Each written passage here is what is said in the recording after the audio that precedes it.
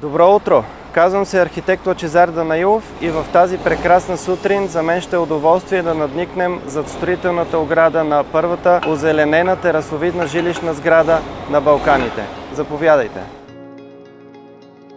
Намираме се в главното фоайе на сградата, над 300 квадратни метра, над 6 метра височина, отворено в двете посоки към вътрешния парк и към Борисова градина. В средата ще имаме една изключително красива интериорна стълба, която ще заеме част от обема, който е доста интересен и внушителен. В общите части на сградата, а именно коридорите, предвиждаме отделяне на всички апартаменти като зидария със специална мембрана върху конструкцията. Разделяме преградните стени с две 12-ки с вата между тях, с което предотвратяваме структурния и въздушния шум от общите части към жилищата. Прецизно сме избрали места за инсталации и в конструкцията са заложени множество отвори, през които да минат в последствие всички видове инсталации. Коридора на самата сграда, тъй като е много дълга, е разделен на зони.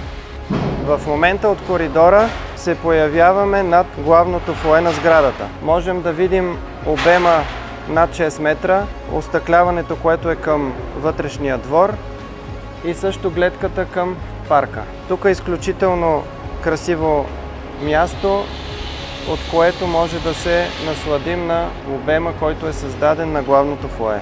Естественият преход на зеленината от гората в сградата ще се реши с вертикално озеленяване по двете стени на главното фоайе, с което визуално тази красота отвън ще влезе в фоайето и след това ще се прелее с зеления двор. Намираме се в един от 60-те тристайни апартамента в сграда Зафир и Емералда. Те са оборудвани с слънцезащитни штори по цялата фасада на сградата, както и в лоджията, заготовка за рекуперация, вентилация, подготовка за умно управление на отопление, вентилация, климатизация. С тези екстри, които се предлагат в апартамента, се позволява и управлението на всички системи през смартфон, което създава много лесен достъп до всички системи и управлението от разстояние.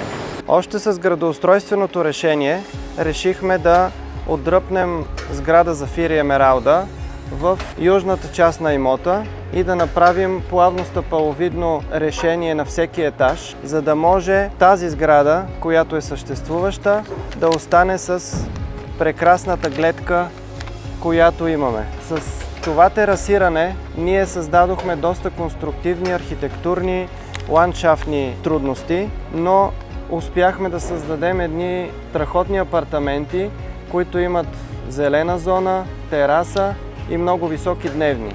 Виждате какво нещо се открива пред всеки един от тези ексклузивни апартаменти. В момента се намираме на 10-ти етаж и това е един от 7-те най-интересни апартаменти.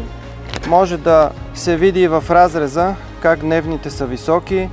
Потапяме конструкцията, за да може да излезем наравно на терасите и съответно дневната на долния апартамент със своята височина създава една градина, която е уникална и създава неповторима визуална връзка между апартамента и короните на дърветата, които ни заобикалят.